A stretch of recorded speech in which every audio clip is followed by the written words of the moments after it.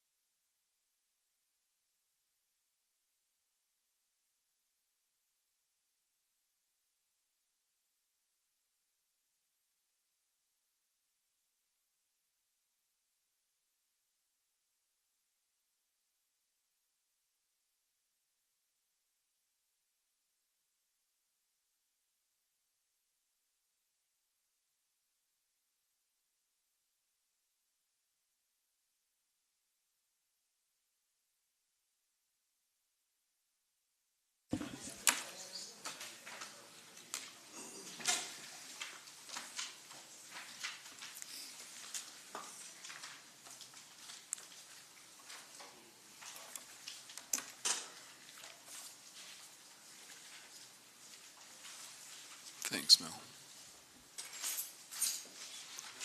Good afternoon, councillors, members of the public and officers. Welcome along. I declare this meeting open.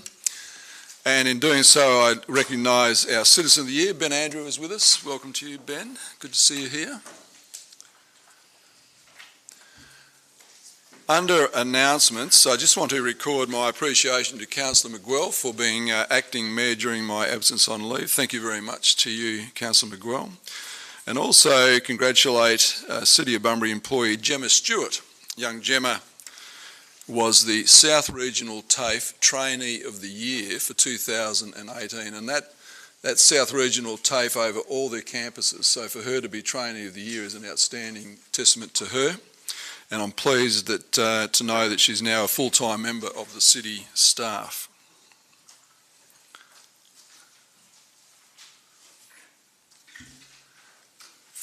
We are all here. Declarations of interest.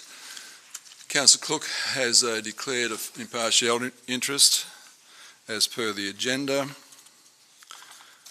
Councillor Morris declares an impartiality interest with respect to item 10.42.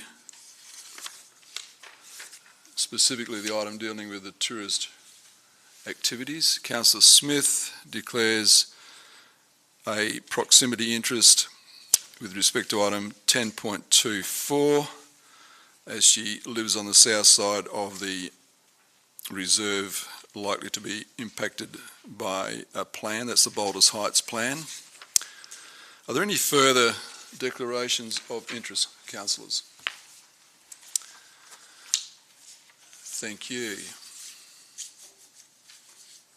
So I'm prepared to move confirmation of the previous minutes. Councillor Cook, seconder. Councillor Brown, all in favour? That's carried unanimously. Thank you.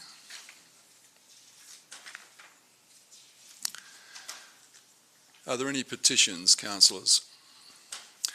We have a request for a deputation from Susie Delaporte, who is associated with the Young Driver Development Program.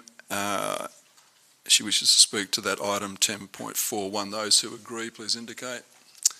That's agreed unanimously. So when we get to that item, I'll invite you up. So councillors, dealing with the agenda tonight, coming out are items 10.24. And I'll be dealing with each of those executive recommendations individually.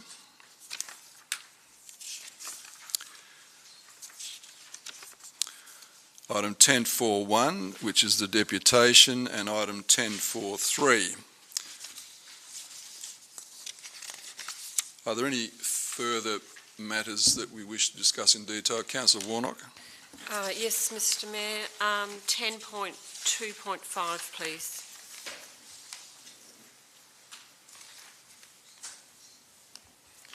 Thank you. Any others? Can I have someone move the bulk? Thank you, Councillor Cook. Seconder. Councillor McCleary, all in favour? That's carried unanimously. Thank you. So we go to 10.2.4. May I have a question, please, sir? I'll just get someone to move the each of these recommendations. Is your question relating to all of them, Councillor Steck, or one in particular? Okay. We'll get to each one in particular, and then you can raise your question.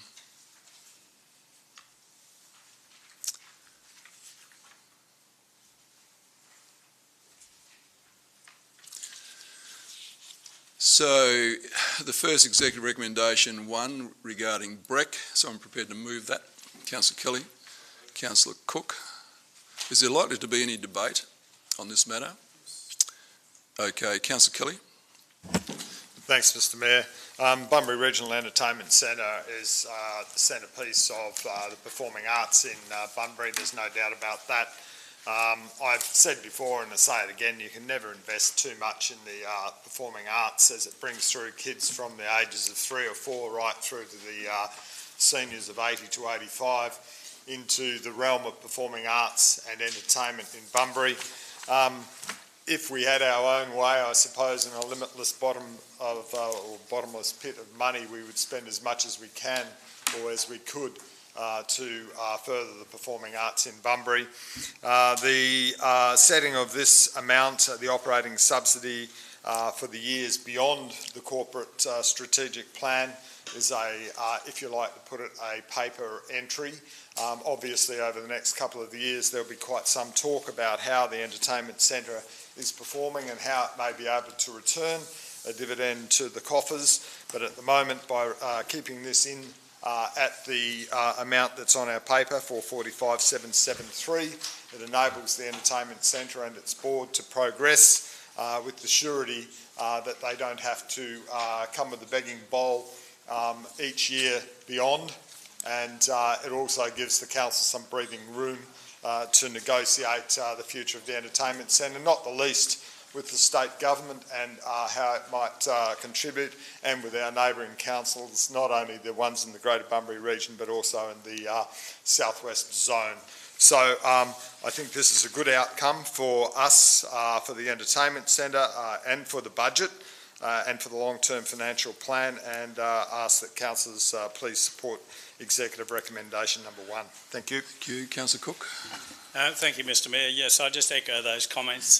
This is the most important infrastructure we have in the city, and to give them some ongoing certainty for the next 20 or 30 years is fantastic. I am particularly pleased with B, to collaborate and continue the close relationship between the city and its biggest asset, and also C, to seek out the support of the state government in particular to give us some assistance, a bit like the Albany Entertainment Centre.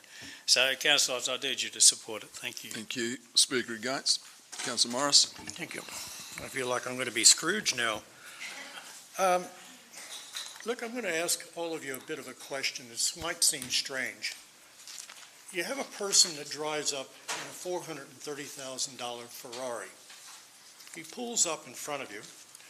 He's wearing a $10,000 Rolex watch. He has $300 shoes. He's got a $5,000 suit. And he comes up to you and asks you for money to buy petrol for his car. What are the chances of you handing over money to the guy that's doing that? Be quite honest. Would you do it? Obviously you wouldn't. What we're doing here is we're undercutting ourselves in going to a state government asking to increase a subsidy for a facility that's costing the city $445,000 a year. Now, you consider I can still remember when we had the BREC manager come into this council chamber, and they were looking for support in the expansion of BREC. And I can still remember Mr. McGuinness saying that with this expansion and being able to bring in conferences and conventions, that they would actually decrease the amount of subsidy for BREC. And we accepted that. We passed the motion, and the royalties for region from the shires and us were then able to include to build the expansion. But what we did was that we took on the asset that needed to be replaced. We're a regional center. Now, each and every one of us will totally agree that we know that 60% of the people that attend BREC are from outside our city. We know that. And yet, the percentage that's being offered by the other shires is minuscule compared to what we put in at $445,000 a year. What we're doing is we're undercutting our argument to those councils and to the state government to increase the subsidy by adding an extra 10 years for this subsidy. I totally support B and C in relation to this. I cannot support A only because it's limiting our ability to negotiate to increase the subsidy. All of us want to see less money being spent from our ratepayers' money for that facility. We would love to see that. We want to support the arts. Again, it's a great facility, fantastic, but we need to go from strength. Why did Albany turn around and have it fully funded by the state government? I'll tell you why. Because the city council there had the guts to turn around and saying, we're not going to support that. We're not going to fund it. We'll let it sit there. And the state government buckled. They came to the party and they gave full support for the operation of that facility. What we're doing here is we're letting everybody off the hook. And I disagree with that totally.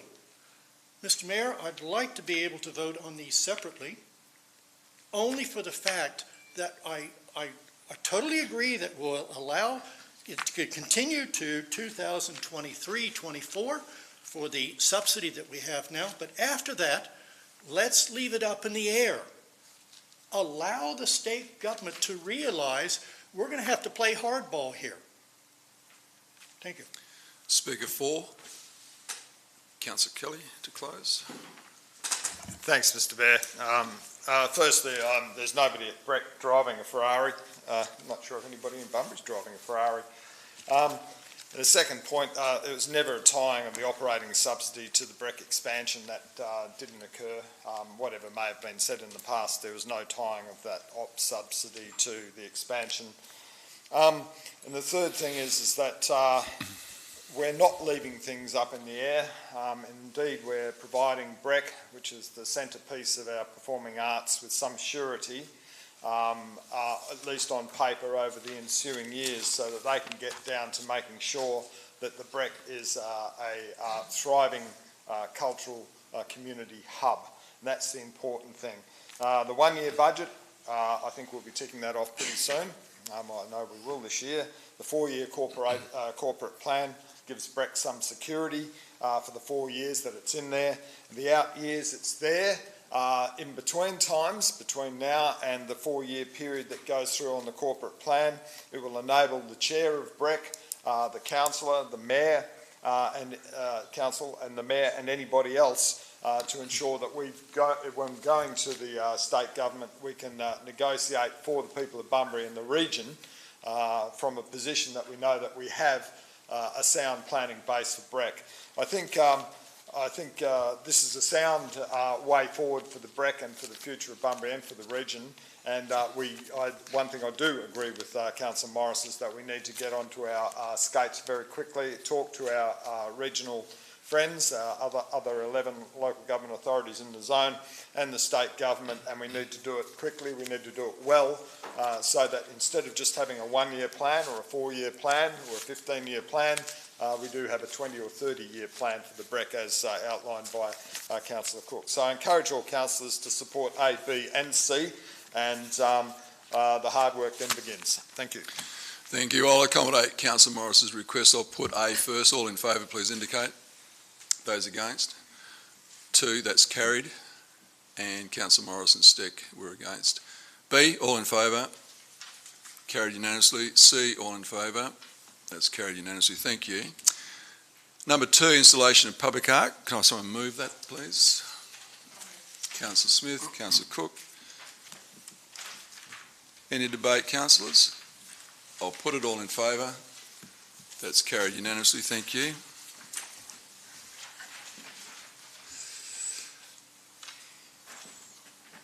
Mr. Mayor, could I make an addition to this executive recommendation, please? Which one? We've just Number dealt with 2. 3, promotion. I haven't had a mover yet, Councillor Warnock, so Can I move it and add something to it? move the recommendation and then we'll seek an amendment. So maybe someone else moves it and you seek an amendment to it. So move it. Councillor Steck, second up. Second for this one, Councillor Smith. Do you wish to speak, Councillor Steck? Councillor Smith, do you wish to speak? I'd echo those sentiments as well. Thank you, Mr. Mayor. Councillor Warnock, you indicated an amendment. Thanks, Mr. Mayor. Yes, I just wanted to add an addition to the end of that. So after 2019-20 and allocates an additional $100,000 from surplus funds for a suitably qualified company to be appointed by tender to carry out a multi-layered promotion of Bunbury as a destination. That's not an amendment to that particular matter, Councillor Warnock. That's a completely new item altogether. So I'm not accepting that as an amendment. Mr Mayor, I did submit that as a consideration and it got turned into that. By the officers. Yes. I'm not accepting that as an amendment. So my original suggestion was that I sent in was a tender of $200,000 be advertised for a suitably qualified company to carry out a multi-layered promotion of Bunbury as a destination, and it's disappeared and become that. Yeah, Which is why I wanted to add that in. my ruling remains. So how can we You then can disagree with me. You can move that my ruling be disagreed with. Well, I'd like to work with you on this and Yeah, get and Point of ask your order, sir. Your advice ruling to- should stand, sir, without the Yeah. constant referral from the councillor. Thank you, Councillor Steck. Councillor Warnock, I'll be happy to discuss this matter with you after tonight and with the CEO. I guess what I was doing is asking for your advice on how Yeah, to deal with this. My advice is you talk to me and the CEO after this meeting, not necessarily tonight, but we're not dealing with this matter now. It's a completely different matter. So is there anyone who wants to debate this matter? just have a- Councillor Steele. I have a question, thank you. Yes, So question. I would just like to query that the 165,000 isn't automatically always going to the Bunbury Geograph Tourism Partnership. That's just who we happen to be dealing with at the moment. That's correct. Is there anyone who wishes to speak against this? Councillor Morris.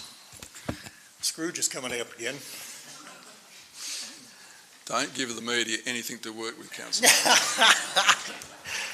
Look, I have taken a look at these. I'm certain that all of you, well, maybe most of you have seen these. This is our centerpiece for the tourism partnership that we have, that the City Council is putting in $165,000 to the other $42,000 by the other shires. Now, I went through this latest one that we have here, and I found something very interesting. Let me see if you can pick out what's missing.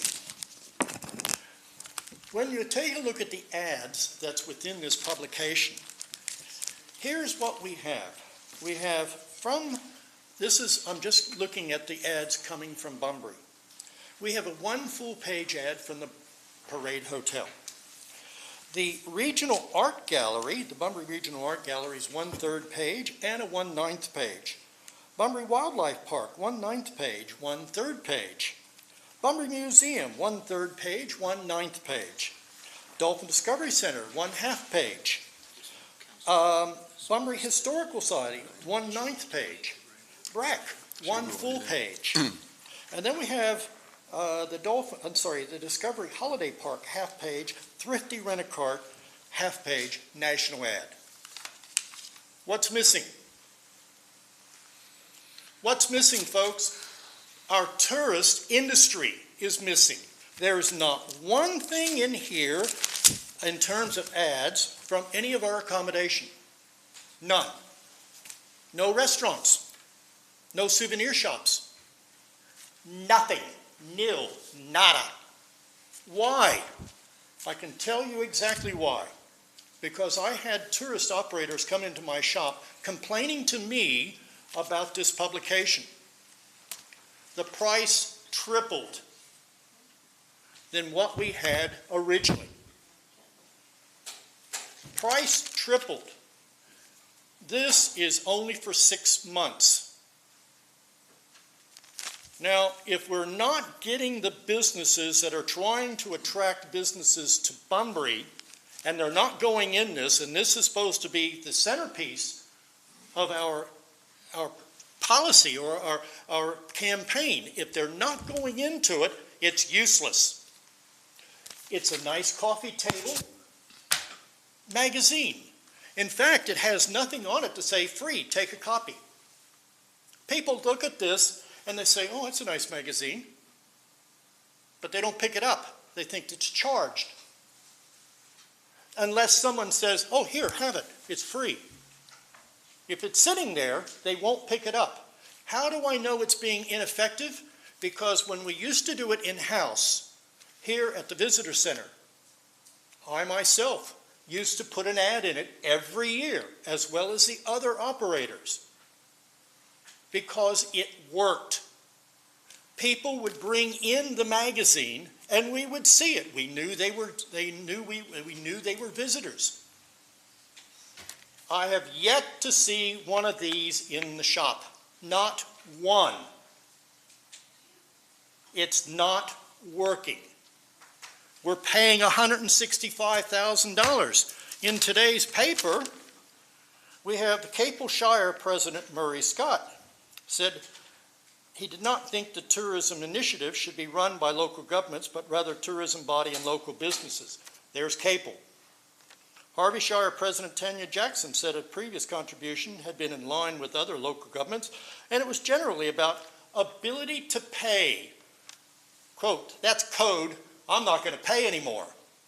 And yet they're paying $10,000 and we're paying $165,000. Let's take a look at the number of pages in the magazine that's related to Bunbury. Bunbury in this last one had 10 pages, designated in terms of Bunbury. The other shires, 34.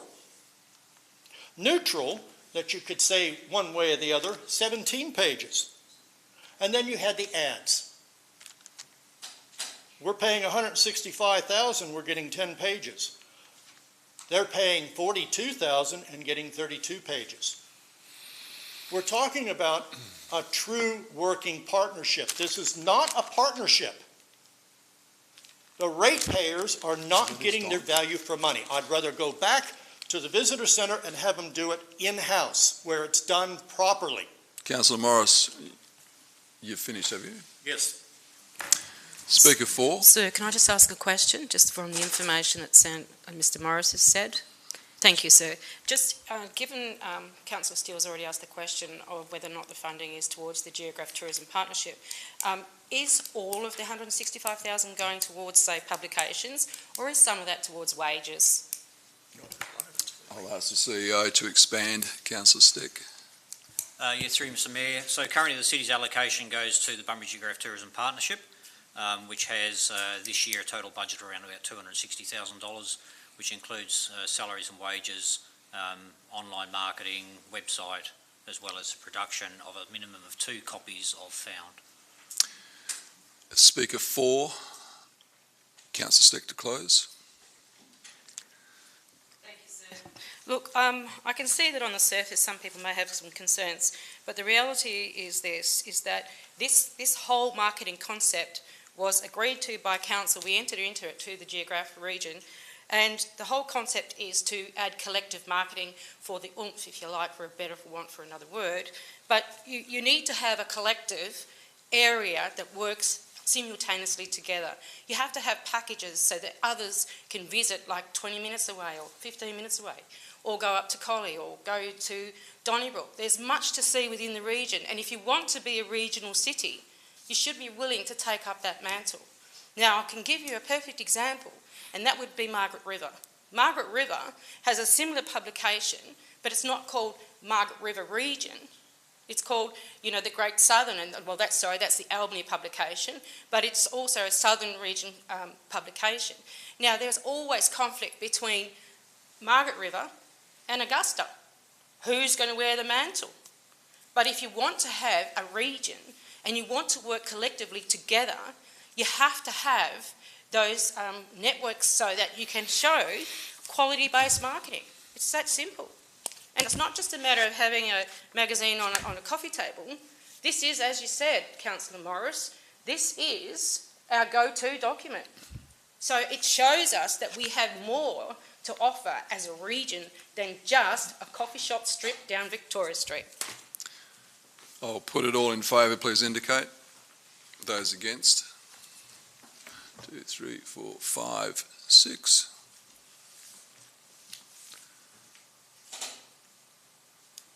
Six all. I'm going with it. Got that, Greg? Recommendation 4. Mover, please. Councillor Cook. Seconder. Councillor Steck. Any debate? I'll put it all in favour. It's carried unanimously. Recommendation 5. Is there a mover, please? Councillor Cook. Seconder. Councillor Smith. Any debate? I'll put it all in favour. Carried unanimously. Thank you. I beg your pardon. Against? 1 against. Councillor Morris against. That's carried. Recommendation number 6, sewage dump point. Thank you, Councillor Cook. Is there a seconder? Councillor McCleary. Any debate? I'll put it all in favour. Against? 1 against. That's carried. Councillor Steele was against. Recommendation 7, mover. Councillor Smith. Councillor Cook. Any debate? Pardon? May I have a question? Yes. Some years ago, a couple of years ago, the Rotary came and did a presentation on the lighted Christmas tree that they wanted to mount in Victoria Street. What happened to that initiative? I recall that.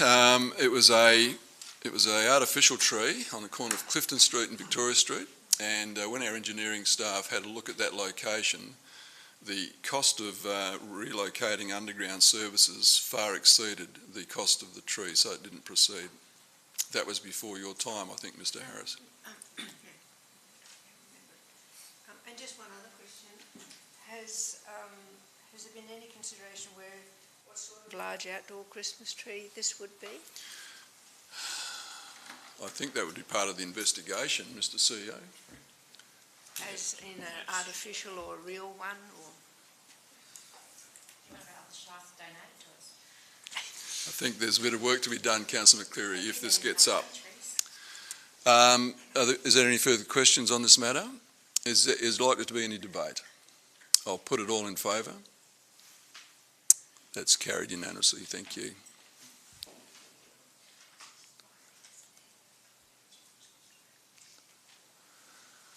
Recommendation 8. Councillor Cook, Councillor Hayward. Any debate? I'll put it all in favour. Those against? Councillor Steele is against. That's carried. Thank you. Executive recommendation 9. Mover, please. Councillor McCleary. Seconder. Councillor Cook. Any debate? I'll put it all in favour. That's carried unanimously. Thank you. Recommendation 10. Mover. It's Councillor Cook. Councillor McCleary. Any debate? I'll put it all in favour. That's those against. 1 is against. That's carried. Councillor Steele's against. Recommendation number 11. Councillor Brown moves. Is there a seconder? Councillor Hayward. Likely to be any debate? I'll put it all in favour. Those against? 1's against. That's carried. Councillor Steele's against. Executive recommendation 12. Mover. Councillor Kelly. Councillor Cook. Any debate?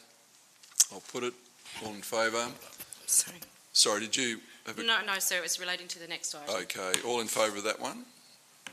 That's carried unanimously. Thank you. Sir, I'm sorry, I have to apologise. I should have put in a declaration of interest form for Boulders Heights. Yeah, Councillor Smith, you're leaving on this one. Is it a proximity? Yeah, you'll have to leave. Well, I put it as financial because it's directly on the driveway.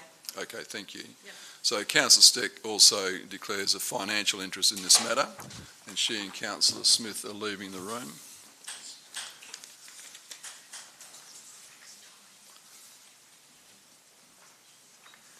Can I have someone move this? Councillor Cook, Councillor Hayward. Any debate? I'll put it all in favour. That's carried unanimously. Thank you. Thanks.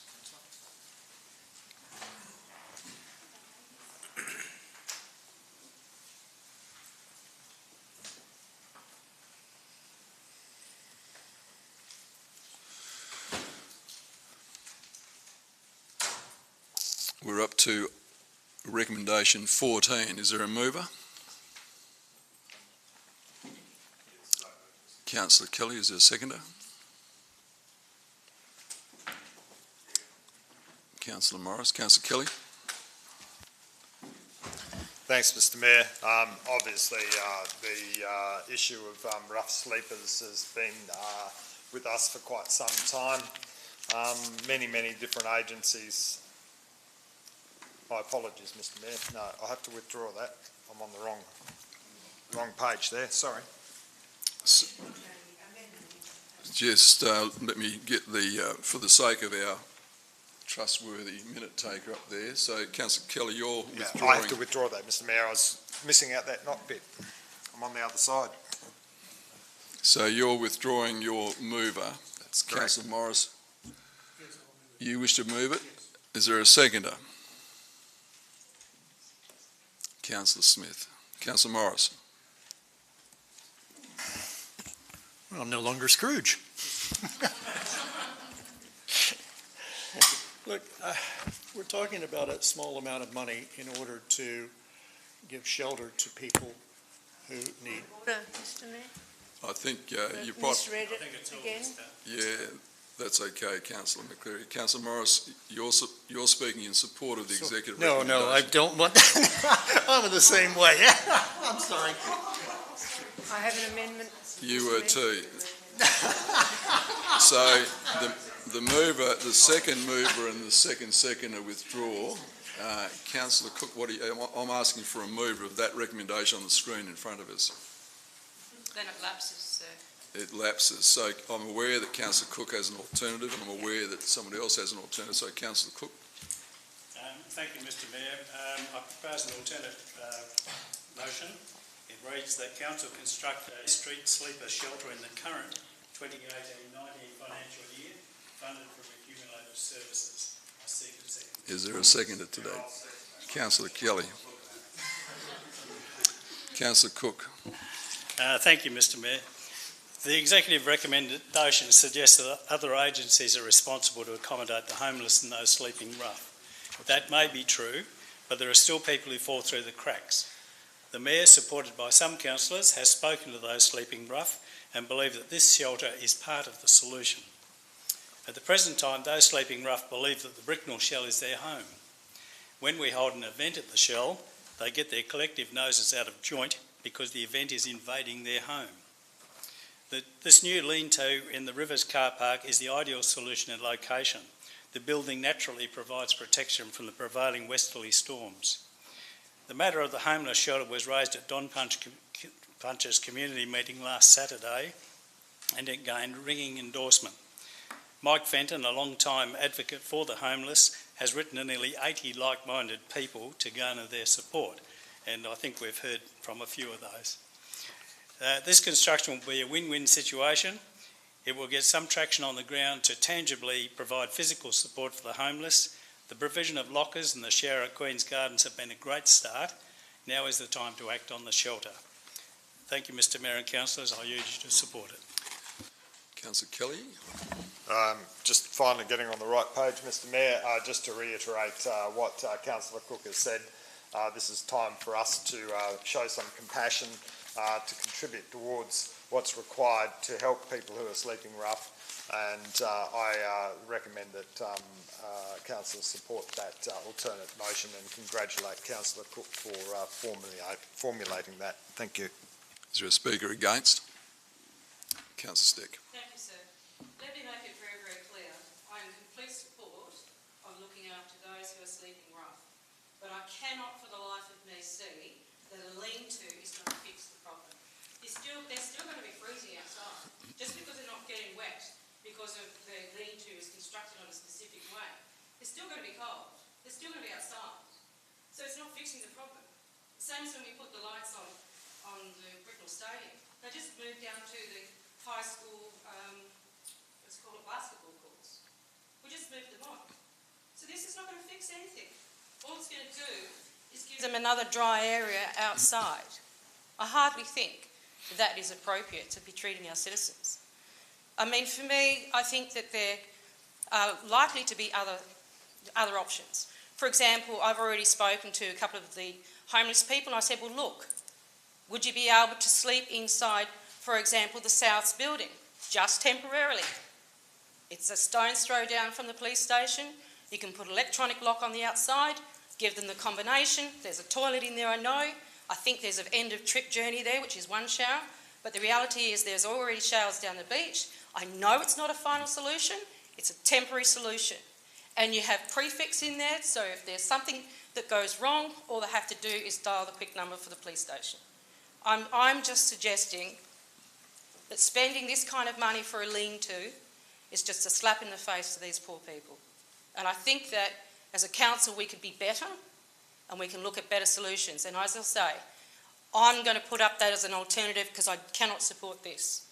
But I know it's like not a final solution, but I'm just asking you, would you want anyone to be sleeping outside even under a lean-to of your family? I'm going to speak in support of this motion. Councillors Miguel, Hayward, the CEO and I have met with the people who sleep at the Bricknell Sound Shell and people who sleep at the railway station. So we've had discussions with them over the past probably 2 years, I think, on and off. And to their credit, they acknowledge they have significant mental health problems. They can't live with others. They find it almost impossible to live in an enclosed space. They prefer to be, as they describe themselves, as street sleepers. I know it's not the panacea of all the ills dealing with homeless people or street sleepers, but it's something that we as a council can do. They do sleep on the Bricknell Sound Shell. There have been costs to the city incurred through sometimes willful damage, sometimes negligent damage. There's been issues relating to the railway station as well. These people, there's only a handful of them that I'm aware of, but there's probably far more in our community than that. They have the support of knowing that there's a hot shower, as Councillor Cook said, fairly close by them. They've got the in-town centre for their meals. They've got toilets nearby. The police do check on them. Our city staff check on them just to make sure they're okay. So we're dealing with a very small cohort of people who, I said at the beginning, are profoundly mentally impacted, and they just prefer to sleep on the street. And that's what we're doing here if this gets up. Is there a further speaker against? I'm not speaking against, but I do have questions, so I can support this. I'm concerned, how big is this actual lean-to going to be? If these people have mental issues, by making them go into a more confined space, I'm actually concerned that this might make them more aggressive. I'm just at the Bricknell Shell, they have space that they aren't sleeping on top of each other. I'm just a bit concerned, how big actually is this lean-to going to be? It'll take up about 2 car parking spaces, Councillor Steele, and that's the dimensions that was offered to me as their preference. Is there a speaker against? Councillor Cook. Thank you, Mr Mayor. Councillors, I do urge you to support this motion. It's not fixing the problem, it's not the final solution, but it's part of the solution. Please vote in support. Councillors, this requires an absolute majority. I'll put it all in favour. Those against? One's against. Councillor Steck, and that's carried by an absolute majority. Thank you. We move to recommendation 15. Someone prepared to move the executive recommendation? So that lapses. I understand there's an alternative. Councillor McCleary. Yeah, it'd be a good idea. Yeah, thank you.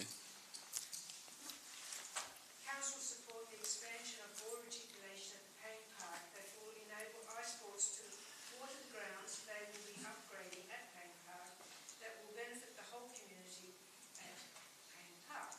Request the city to assist ice sports with their endeavours on the ground work upgrade that will be taking place now that ice sport have secured a $50,000 grant to do this work from the Australian Sports Commission, Sports Oz, thus enabling sporting activities to take place other than on the main oval. 3. Request the city to continue to support ice sports on its goal of expanding its services throughout the Bunbury Geograph region. And you're seconding that, Councillor Kelly? Yes, Mr Mayor, may I just ask Councillor McCleary whether or not, rather than the 2 requests, that we move the word request and say the city resolves to, so that ultimately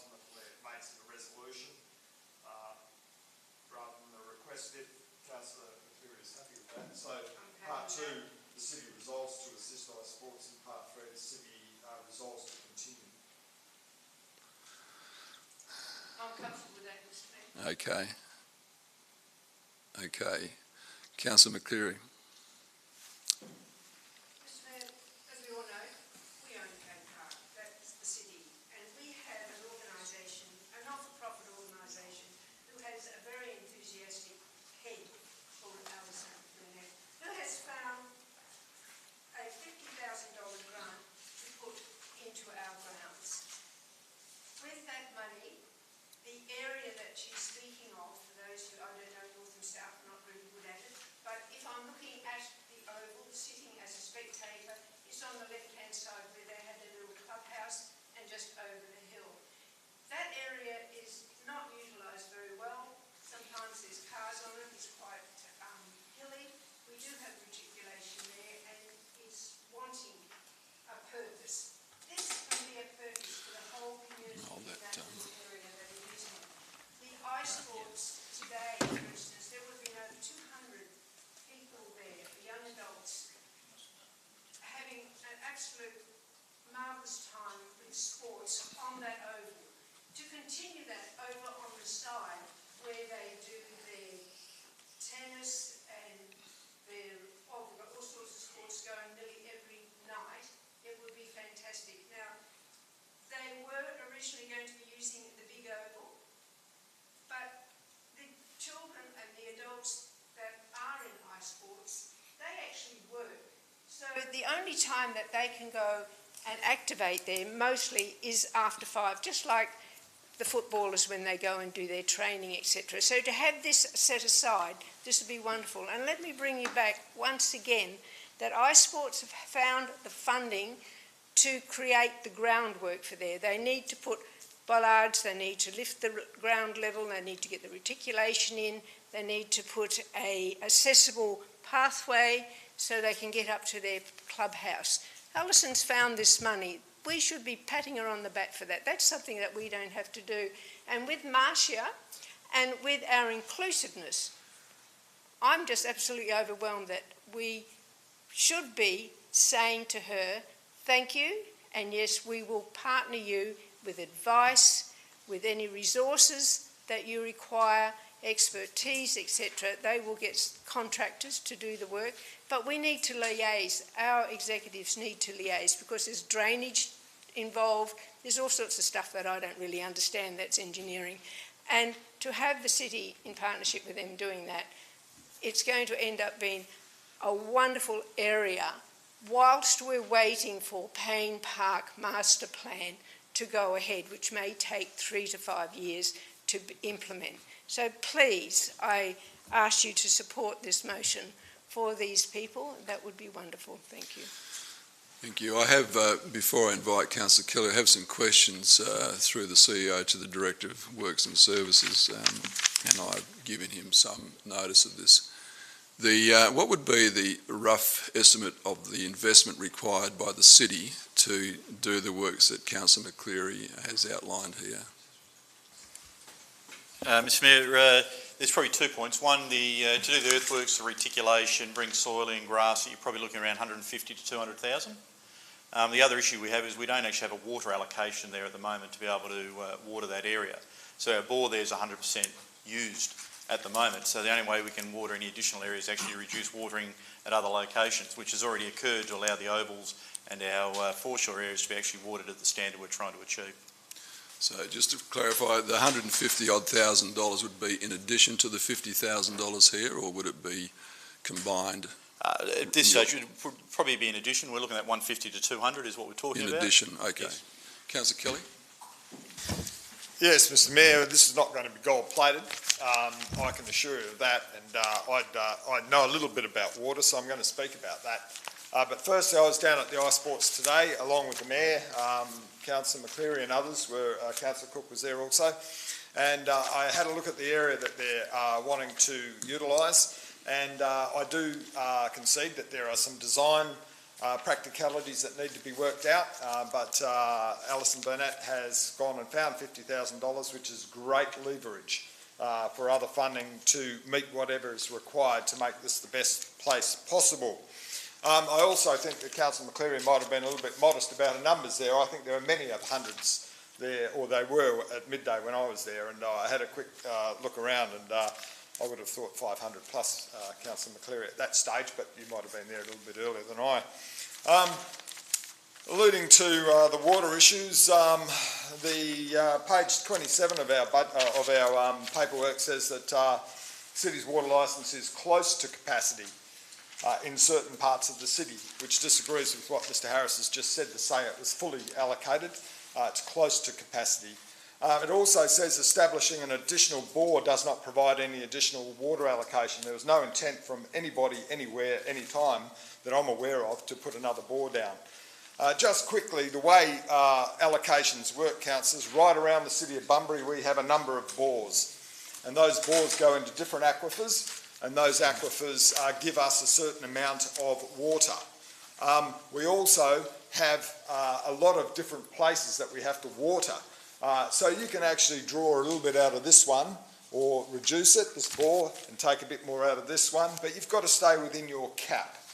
Now, my understanding is that the city is currently working on a water conservation plan. I'm not quite sure what status that water conservation plan has, but over the next some years we will, and I've got no doubt about this, reduce our need for water. It may be that we'll use the same amount of water and water more spaces. But how that is done, and I'm not quite sure of the status of the water conservation plan, but I'm sure our good officers are working on it. Water is most important to this city for watering all of our areas, and I'm saying, from reading this and from my understanding of water, it doesn't take much to crib enough water for one bore for something that might be 50 metres by 50 metres. It's not rocket science. You've just got to use your water carefully, and you've got to use it at the right spot at the right time. There's no such thing as putting another bore in at Payne Park. That was never suggested. It isn't going to happen.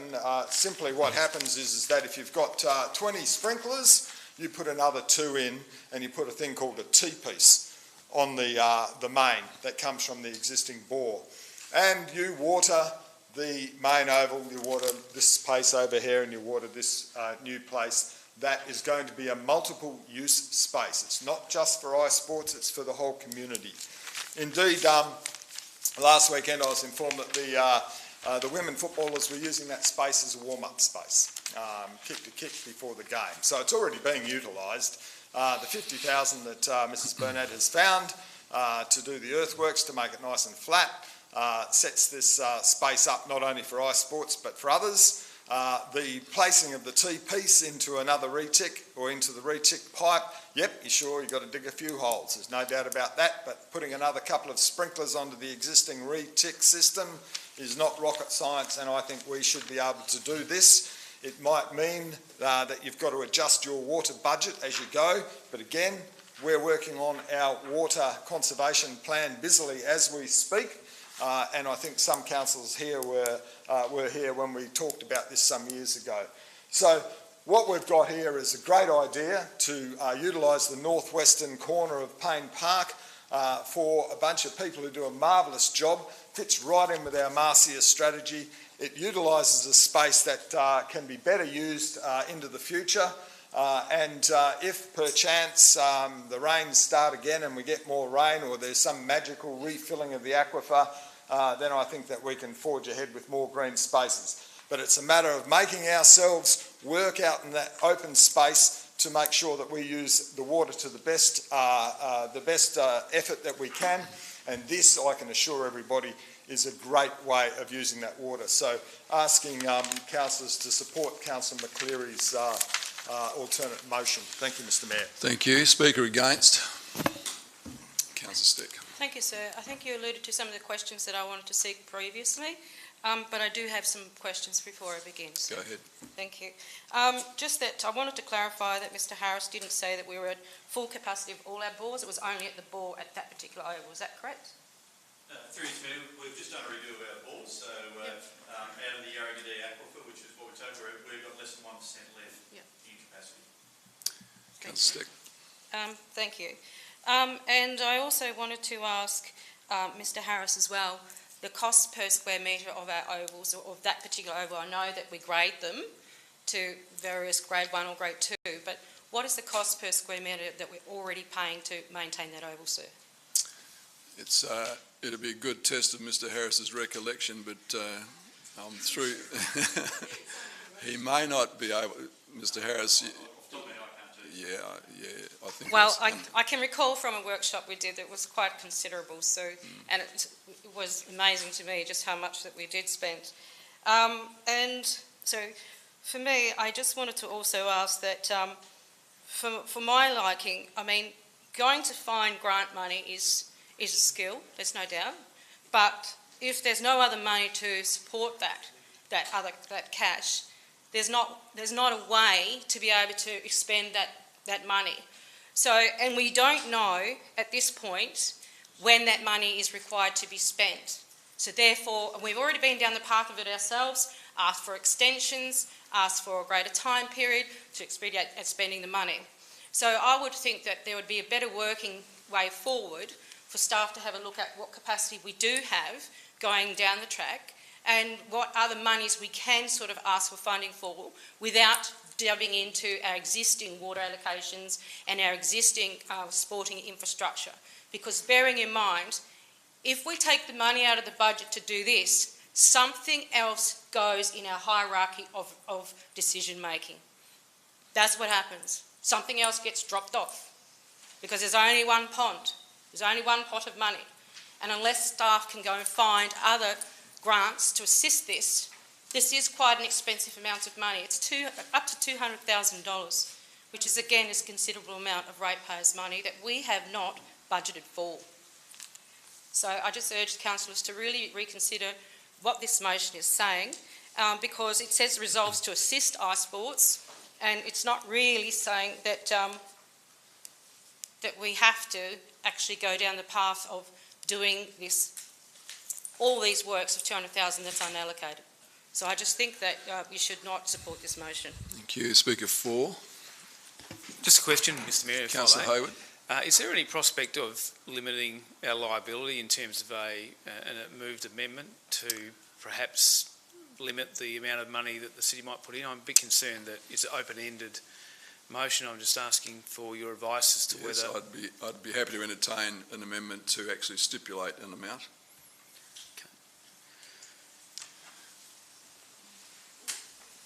Sorry, the CEO's. Okay, thank you. Do you wish to move an amendment, Councillor Hayward? Yeah, I would like to move an amendment. And if possible, perhaps limit the city's contribution to $75,000.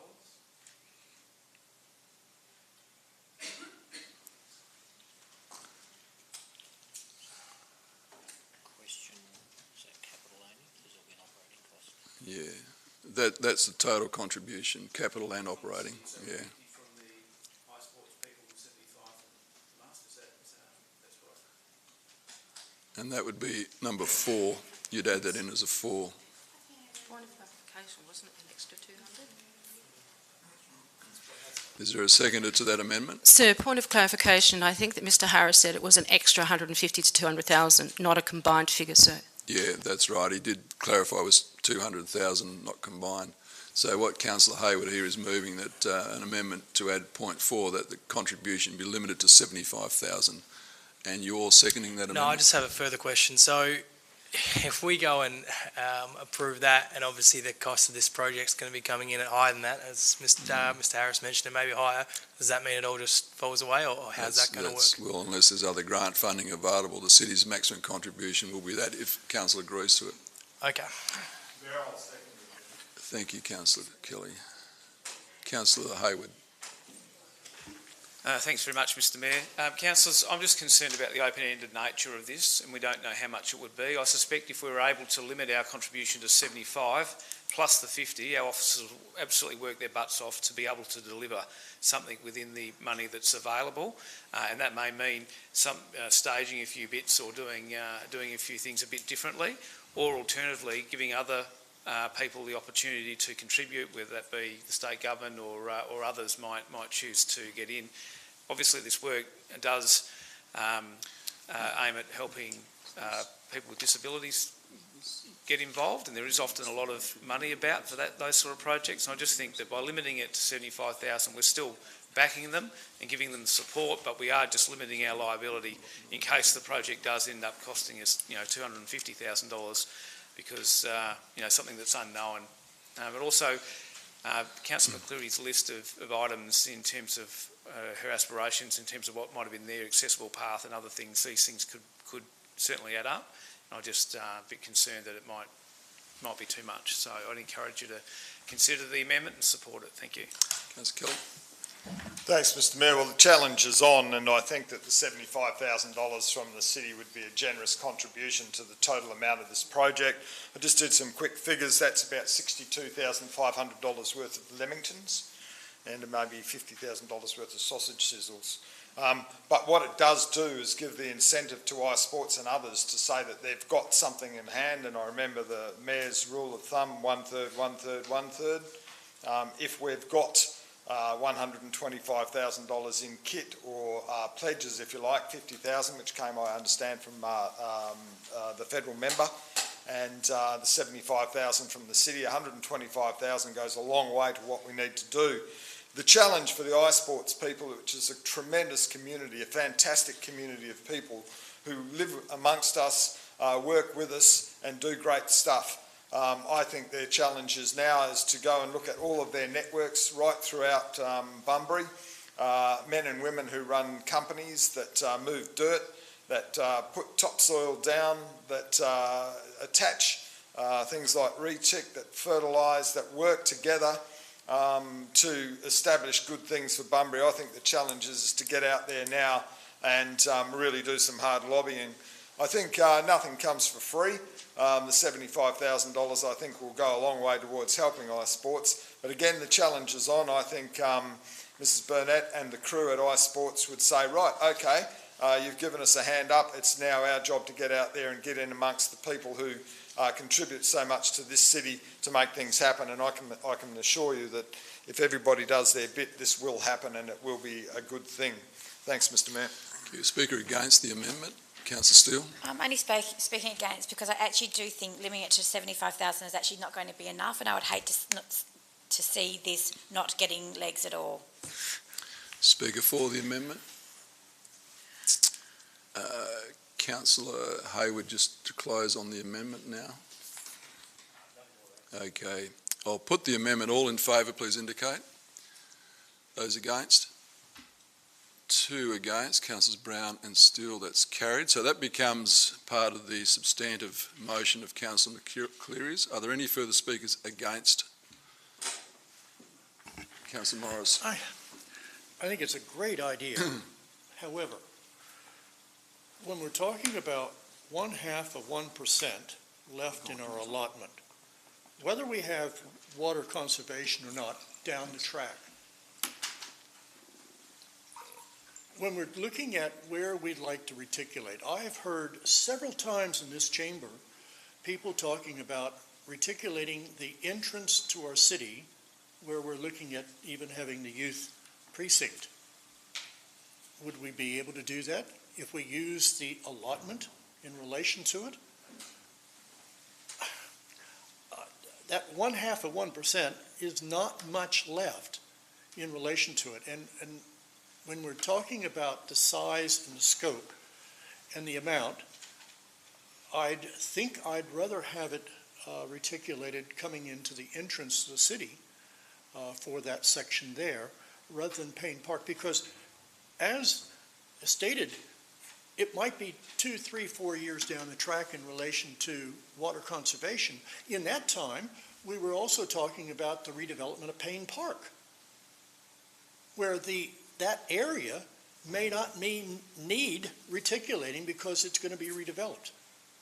So I guess it's the scarcity of resource where I'm very, very skeptical about using that limited resource in relation to this area. And that's the only reason why I'd be voting against it. Further speaker for the motion? Councillor McCleary to close. Thank you. Thank you, Mr Mayor. So, what Councillor Morris is saying is green glass at our entry versus increasing the quality of life for our disabled, both emotionally and physically. That's not how I feel. We found solutions for finance to lift the bridge. We have okayed some wonderful initiatives tonight, both recreational and for our homeless. And we're fighting over a little bit of water here. I'm impressed. I just don't know what to say. We've supported our seniors just recently, and rightly so. So don't stop now. We're on a positive can-do. We can do this. There will be solutions in the future for whether it be water, whether it be a better area for our ice sports to go for, so we have the inclusiveness. Let's not just say lip service on inclusiveness. Inclusiveness means everybody, and if it's going to cost us a little bit, well then so be it. We've just spent $165,000 on a bit of paper for promotion of Bunbury. Surely we can spend a little bit of money on some lawn for these people. So I urge you, I'm a little bit disappointed with $75,000. My gut feeling, having worked in construction, I would like to see that lifted to 100, but I'm willing to go with the $75,000 because I believe in Alison and Ice Sports, and they will find with everybody else the money to complete this job. So thank you. Thank you. All in favour, please indicate. Those against? One against. That's carried. Councillor Morris is against. Thank you. 10.25. Someone prepared to move the recommendation, please. Happy to move it, Mr Mayor. Could I add a number 3 to that, please, as an additional amendment? What's that amendment, Councillor Warnock?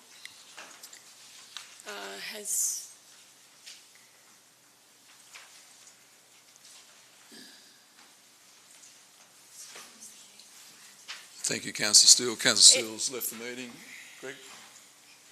It is request the CEO develop a policy for the control of nuisance cats and 3 councillors be appointed to work with officers on the policy for consideration at the next policy review and development committee meeting.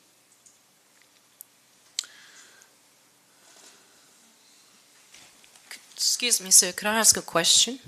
Yes. Just off the top of my head, most of this policy has come from the State Cat Act, is that correct? That's right, yeah.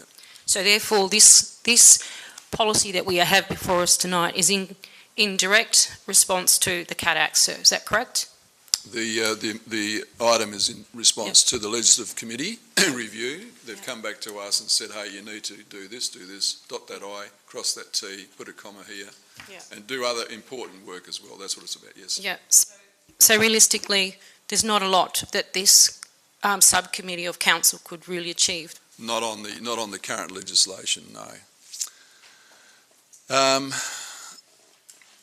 Councillor Warnock, I think I know we've had the discussion on this, but I think there's probably a better way of getting your ultimate wish catered for, but I will seek if there isn't a supporter to your amendment. Councillor Happy to Hayward. second, Mr Mayor.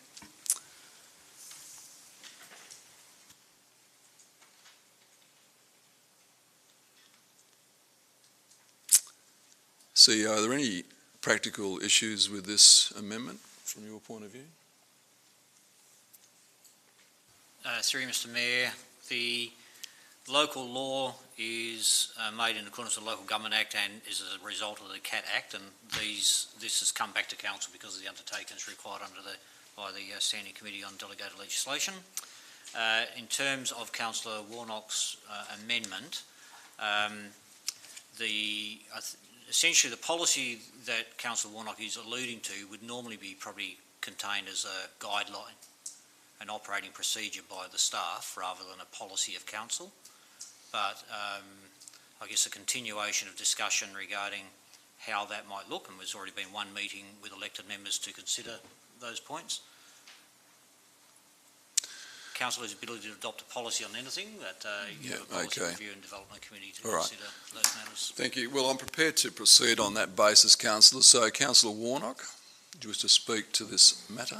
Thanks, Mr Mayor. It's really to provide a really definitive guideline to our officers in relation to the handling of nuisance cats, and at the moment the Act says that it's not that clear on it, but if we developed a clear policy, it really guides our officers in how we deal with complaints about nuisance cats, and I think that's something that we need following the discussions that Councillor Hayward, Councillor Smith, myself have had with the Director, the Rangers and the Manager of Environmental Health. So it's really just putting out there a policy so it can be clearly understood and followed.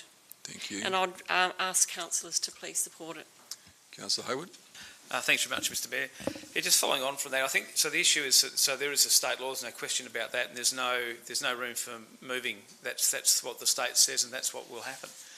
But in terms of how we go about that day to day and the policy in which we adopt as a local council in terms of what our staff do and how they not do the part that they're legally required, but they do the parts that are perhaps a little bit grey, and there are quite a few of those areas even in this local cat law. Those are the things that we need to be looking at. We can deliver our community a better service by making sure that we've got an approach. Cats are different to dogs, of course, we all know that. They look different, they don't bark, and they're completely different critters. But the thing is that, so the rules around them are different to dogs. So dogs, it's very straightforward. If it's not on a lead, you've done the wrong thing. It's not so clear as to whether your cat's done the wrong thing when it walks into your neighbour's property. Because it's not, as was pointed out to us, it's not what the cat does actually, it's the impact of that on different people at different times and circumstances, and that actually makes the cat issue a little bit greyer. So an example for that might be if the cat goes into your property, in someone's property next door, and decides that it needs to go to the loo in the garden, that may not be an issue. But if it goes to the other neighbour's house and does it in the kids' sandpit, that is an issue. So the actual act is not different. You can't define it by what the cat actually does. It's all about time, place and circumstance. So it is greyer than the dog one, and I think that it would be good for us to have a policy to be able to help our officers have clear direction about what it is that they want to do, and I believe it will offer better service. And it is appropriate given it's come up now, and it's come to our attention that we don't have one, and it is appropriate that we work it through. And I think there's no risk in us supporting this.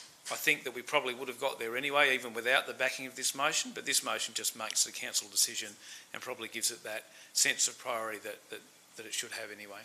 Thanks very much. Speaker against? I'll put it all in favour. Those against? 2 against, Councillor McGuell and Steck. That's carried. As far as the 3 elected members, if any of you wish to do that, please notify the CEO and he will accommodate you. 1041, Miss Susie Delaporte, welcome. Come to the lectern there. There's a clock in front of me, as we've discussed, so off you go. Good evening, Mayor and councillors. I just wanted to put in a deputation in regard to the surrender of the sublease. It says that the sublease can be surrendered subject to the applicant paying all costs associated with the document preparation. This is over $600. The reason that the Young Driver Development Program is closing its doors is because it actually doesn't have any money left, or certainly very little. In ending the YDDP Association, we're actually transferring a really valuable program for young people in Bunbury called Southwest Ride to investing in our youth in order that can run sustainably. And they could do with any funds that we can transfer in order to keep running that program. So we request that the $632.50 be waived in order that that Southwest Ride doesn't have that cost added, and in light of the fact that YDDP has been working for the community and mostly volunteer run since 1998 to promote road safety in our community. Thank you. Someone move the executive recommendation. Councillor Kelly. Mr Mayor, could I move the executive recommendation ceasing at the word Davenport? Happy to accept that. Is there a seconder? Councillor McCleary. Is there likely to be any debate? So you, councillors, you're aware that we've just removed that the Southwest Youth Driver Development Program not be charged a fee. All good? I'll put it all in favour. That's carried unanimously. We move to 10.4.3 and I seek a mover for the executive recommendation. Yes, Mr Mayor. Councillor Kelly. I shall move that. Thank you. Councillor Steck. Is there likely to be any debate? I'll put it all in favour. That's carried unanimously. Thank you. So I think we are done, Greg. Councillors, thank you very much for your attendance tonight. We got through a lot of business. Thank you, ladies and gentlemen and officers. I declare the meeting closed at 6:41 p.m.